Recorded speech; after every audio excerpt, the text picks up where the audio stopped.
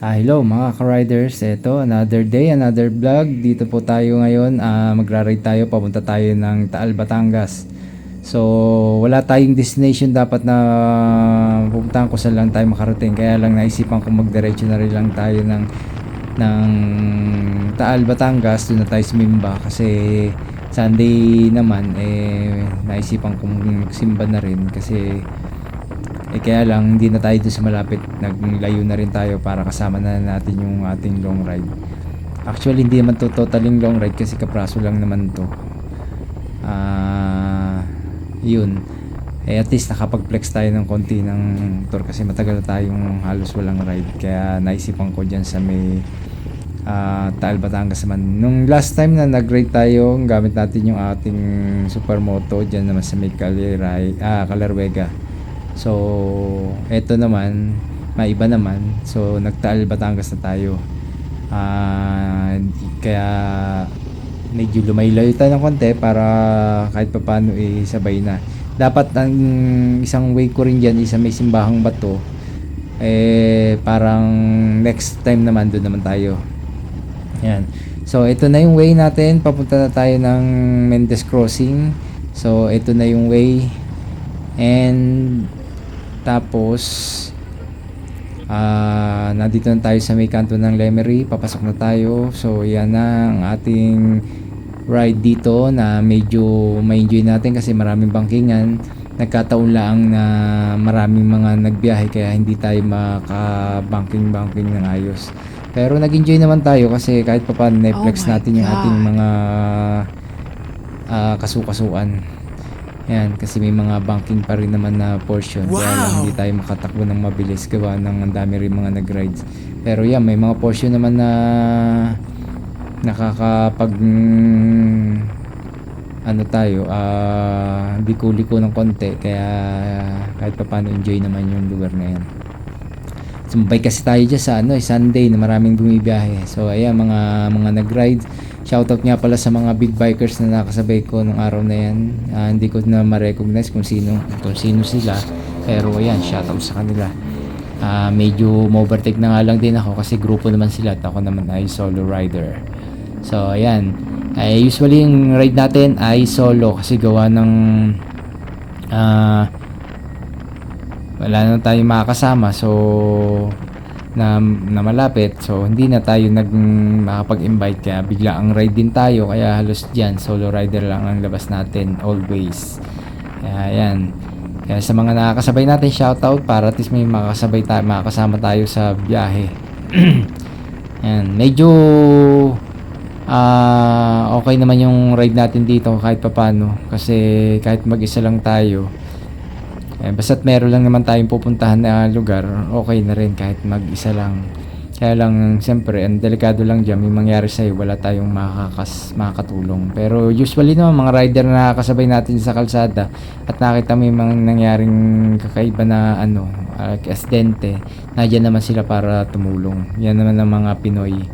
Kaya shoutout sa mga rider pa rin, kahit naman ako may makita akong tutulong ka pa rin. So ayan, dami mga nag-rides. Bali itong way pala ito na yung papunta sa Fantasy World. Yan, medyo stop over tayo sa Fantasy World kasi tayo ng mga picture doon. And shoutout din pala doon sa nagtitinda nung na nagpicture sa atin. And ang ganda ng shot niya, kuha niya yung Fantasy World habang na picturean ka. Yun, hindi ko kalain na kukuha na ng magandang dun focus. So ayan, medyo malapit-lapit na rin naman tayo sa may Fantasy World time na yan. Kahit pa paano flex natin yan. So ayan guys, malapit na tayo. And then shoutout sa mga bikers. Ayan, medyo mga bikers na yan sumasabay sa mga motor. Mabilis din sila ng palusong, kaya ingat-ingat na lang din sa pagbabike kasi nipis ang gulong nyo, baka kayo madali dyan sa portion na yan. Yung iba kasi nag-overshoot dyan kasi mga likuan. Kaya ingat-ingat din mga kabikers So ito na yung ating ride dito sa may Taal. Bali ito na halos Lemery, Batangas na tong sakop na to. Malapit na tayo dito sa may bali Payapa, Lemery, Batangas. So ayan, ito namang gusto ko namang gamitin tong ating AK5 itong Honda ADV 750 kasi matipid sa gas, unlike nung ating BMW na 1200 medyo malakas sa gas, kaya hindi ko masyadong ginagamit, lalo't ang ride natin hindi naman ganun kalayo. And sa bagay kasi adventure bike din naman kasi itong ating Honda ADV, kaya ito mas lagi kong gamit. Halos di ko na nga nagagamit yung BM mas gamit ko yung ating medyo matipid sa gas. Siguro pag may mga long ride na tayo ng mga parang vehicle, yun na rin gagamit natin. Makikita nyo sa ating vlog uli yun. So ito ay in-enjoy lang naman natin itong ating Honda ADV kasi ito ay medyo matipid-tipid sa gas, and yung ating SWM na Supermoto, yun ang kaya mas gusto kong gamitin. Actually gagamitin ko dapat dito yung ating Bristol Bobber 650 kasi okay din naman yun sa konsumo ng gas, medyo matipid din. Kaya hindi ko masyadong daming bangkingan dito, hindi natin may enjoy, talagang chill ride lang. Hindi tayo makatakbo na mabilis sa mga likuan gawa ng sumasayad yung tambucho. Like nitong Honda ADV medyo mataas, kahit magbabangking ka rito hindi sasayad yung gilid. Yan ang gusto ko naman dito sa adventure bike na to. Tsaka medyo hindi ka comfort nga rin yung ride mo kasi medyo mataas, upright position. Yun isang dyan, hindi siya katulad ng mga sports bike na subsob yan, kaya mas gamay ko naman tong motor na to. Yun lang guys, and malapit na tayo sa may Fantasy World, then mag picture deal lang din tayo doon sa portion na yun. Nag stop over tayo tapos picture ng konti. And shoutout nga pala dun sa ating ating cameraman na kumuha dun sa may Fantasy na nagtitinda dun. Ang galing ng pagkakakuha niya kasi ang ganda ng angulo. Kuha niya yung castle. Makikita nyo sa huli natin video na yun, meron tayo picture doon. So ayan guys, parada muna tayo dito, then konting picture tayo, stop over, then yun, hindi na muna tayo kumain dyan ng agahan, gawa ng busog pa naman tayo. So pagbalik na lang tayo kakain, saktong lunch na. So ayan guys, dito na tayo sa Fantasy World. So makikita nyo yung castle, yun ang nagustuhan ko dun sa yung kuha ni kuya dun sa video. So ayan guys, dito na tayo sa may Fantasy World. Bali diretso tayo ng Taal. So stop over pa tayo dito. Dito lang tayo. Bali sa tagal-tagal na panahon tayo sa Fantasy World.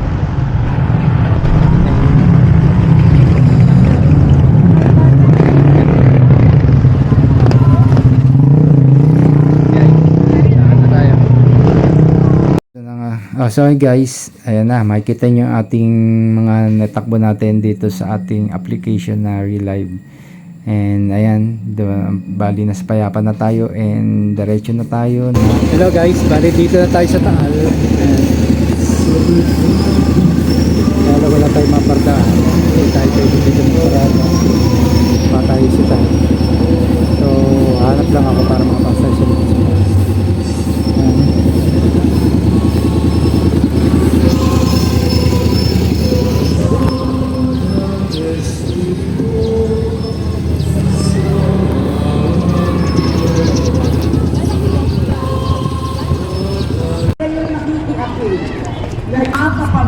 Hi guys, pasok tayo sa bahay. Salamat sa Diyos. Ang ating mong itutugon sa bawat bahagi ng salmo. Naway magpuri sa iyo ang lahat ng mga tao. Naway magpuri sa iyo ang lahat So ng ayun mga guys, tao. bali dito na tayo sa O Diyos, pagpaulain bay ng lahat ng bansa. Naway magpuri sa iyo ang lahat nandito lang ng yung mga ating tao. Purihin ka naman ng lahat ng tao. Purihin ka nila sa lahat ng dami. Ang lahat sa amin, iyong pinagpala. Naway kilala ka. pinutulong natin dito. Naway magpuri sa iyo ang lahat ng mga tao. Then inap ko na rin kasi save na rin natin yung battery ng ating camera. So yun. Habang nagpapahinga na rin tayo ay nakikita tayo sa hanggang sa nagkasabay tayo na mayroong binyagan kaya mas medyo nagkakaroon so ayun guys ayan po yung loob ng Taal Church.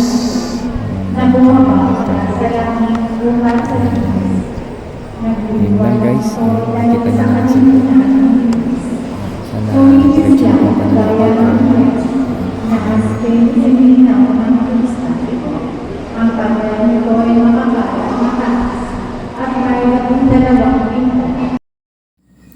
ayan guys, after natin magsimba then bumili tayo ng pasalubong then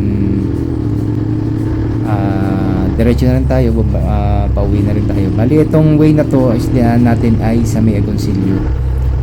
So meron doon isang daan ng labas mismong Payapa. So ito yung pinakadaan.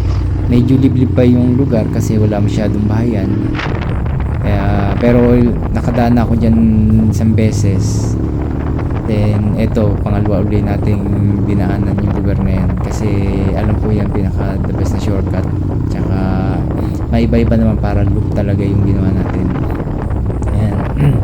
Bali sa may ano to Agoncillo Road labas ng Payapa, mismong highway ng Payapa, Taal, Batangas. Then pagkanan natin is malapit na tayo sa may Pantas World.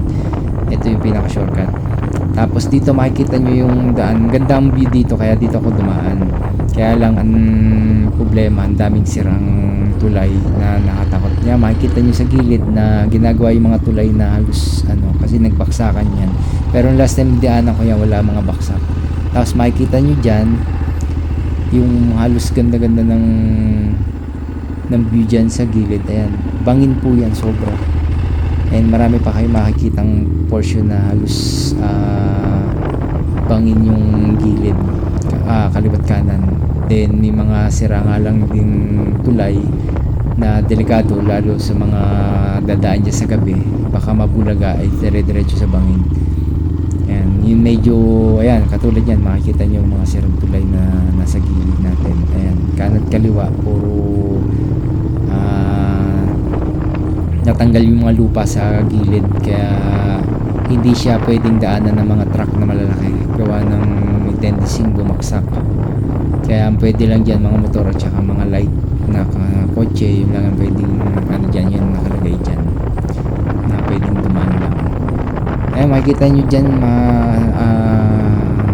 magaganda pa yung mga puno halos tapos pinakasabay tayong nakakotse na halos parang nalibago nga kasi pa nabubulaga dun sa mga bangin. Ayan, kita nyo yung bangin na halos kung dyan kayo dadaan kasi nawala kasi yung totally yung mga barrier na bato kasi dati may mga bato yan na ginawa na siguro nung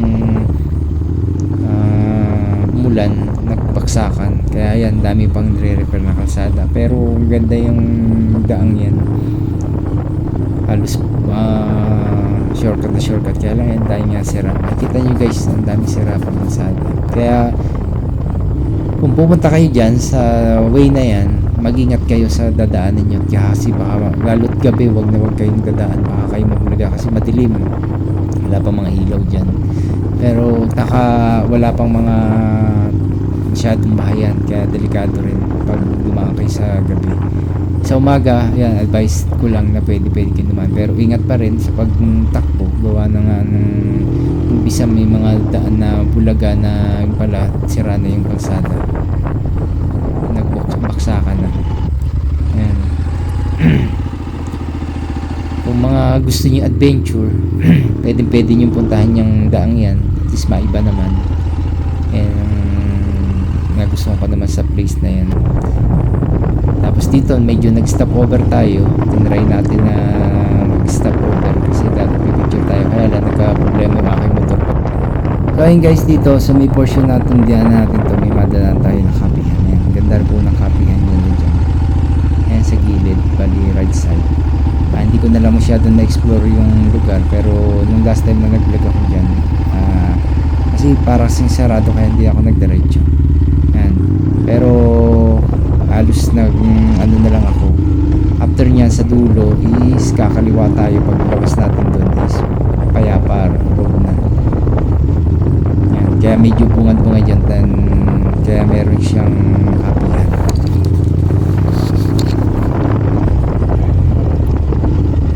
Ayan, bali welcome to Brigon. Yan, Barangay Brigon. Then kumaliwa tayo, ang labas natin yan is mismo payapa. So ayan, makikita nyo dyan. Pero kung tayo bumaba doon, yung kumanan tayo, ang labas naman natin doon ay papuntang Laurel, Batangas, doon sa may Simbahan Bato. Yung isang kalsada rin na access road na papunta rin doon. Passable na rin yung daang yun kasi halos doon dumadaan yung mga napunta na Simbahan Bato. So eto naman, ang labas natin dito is along highway ng Payapa, ng Barangay Payapa. Yan. Pero may mga daan pa rin na medyo rough road. Makikita nyo dyan na hindi na natapos yung kalsada. Kaya lang kayang-kaya naman ng ating motor kasi adventure bike naman to, kaya kahit saan natin dalhin hindi problema. Like yung dating gamit yung AK550 pag nadaan sa mga rough road, ramdam mo yung nag-skid yung gulong kasi na medyo ano yung gulong natin dun, yung pang road lang talaga. Ayan.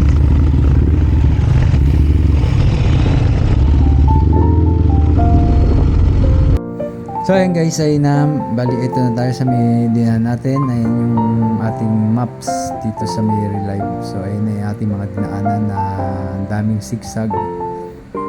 Ayan, bagong discover natin kalsada. Then ito, hanggang sa makating tayo sa mismong bahay natin. Ayan, yan. Bali naka 990 plus 98.2 km yung natakbo natin simula doon nag-start tayo.